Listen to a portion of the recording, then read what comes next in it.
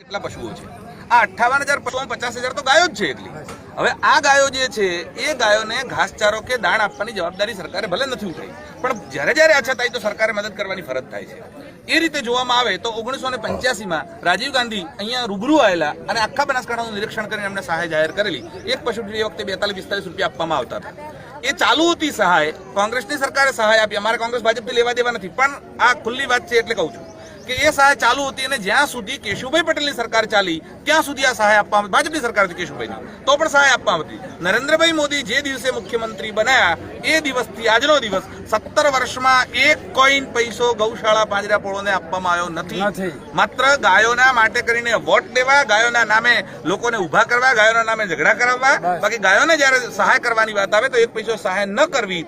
આ પ્રકારની જે નીતિ છે એ નીતિ માટે મેં 1.5 મહિના પહેલા આવેદનપત્ર આપ્યું છે. કલેક્ટરને રૂબરૂ મળ્યા છીએ, મામલતદારને રૂબરૂ મળ્યા છીએ, ધારાસભ્યો